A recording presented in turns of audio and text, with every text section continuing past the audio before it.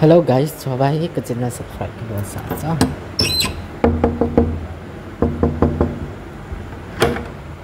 Dandang. Hai. Hello guys, terakhir mau hỏi Gaspar ni apa nah hung vậy hiện. Hello hình tít tít. Hello. Mana? We are from Maholit. Nè cái xiêm nè dâu ta. Có tiền cho lạ tụi có mà dịch hung bay bay à. Baru kêu kêu ini entah.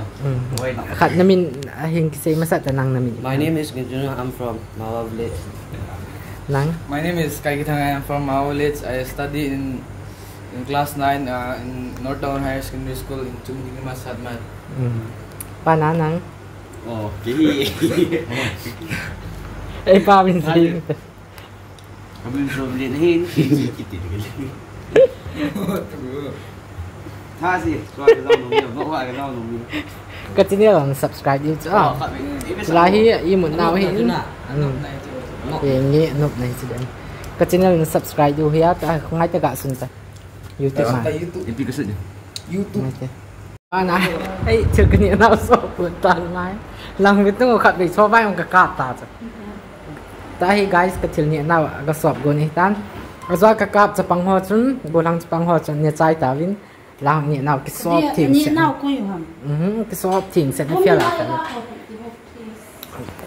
Im hu chỉ em vlog có bao giờ. Bà nà chú lang cái gì cái tiếng. Cậu nào mà nà. Mi ho. Nên việc video. Đàn đàn. Hello, Pui. Hi. Bà này sang hai. Là mai hùng Việt Tây. Welcome back, welcome back.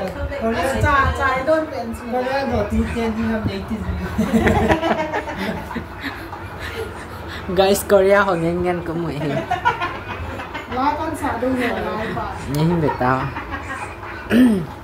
Trong chân chơi tan cho guys, tu ra nào đi ngay cái màn trả nào. Bye bye. Thế cái chị về. Na lên chất thể lấy chất thể lăng cái chị về mua em áo va nag lên. Là gari khát không nghe. Chất thể gari đan. Ta guys video cái đôi phản cái lối cái này thì sẽ kịp xây đấy. Tai ta. Hình cầu chứ. Hình cái mô tô pi đi. Cái này là ti à. Ai pui. Kan dah aje belangang nu beta ni ngam nu senu ko mai thai chi mu tu pi ni an zo tu mo Sinzu ho ka hin zo mai thai ka zo leo kan de sa di. Okay guys. Ai yong le ong chan chun nang ta hote. Oh guys, to hi mauwa vopi. Ai hin chalai hi badung. So na school kan kai lai ba. La dam tabang la ki khat na.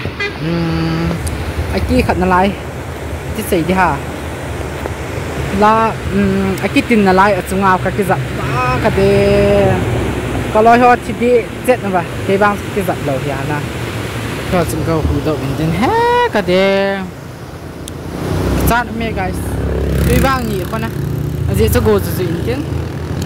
Langong kan be sa do lai la koi le. Dukan ho bol ba leng thei them pik ham zo ba na. Langong be sa ving. Dan kalung ang thai. Lao kol sa panghon kita siyo. Woo! So sa panghon hin. Kol sa pangha imi ha piha ka siyo. Yeah. He pitam siyo. In dong le oh guys chan chu tan te. Bye bye. Mauwa kalung hel wale guys. So na kana school kai laya. Lai dukan ho ahi kana chi zia.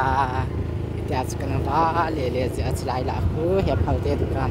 Ni lai za zo he phal te dukan. Chlai Mauwa bazar. Chuang hi sim lai tu. Nang hi sim zai ta. Breaker at namin kung kitindi hitay guys. Ayong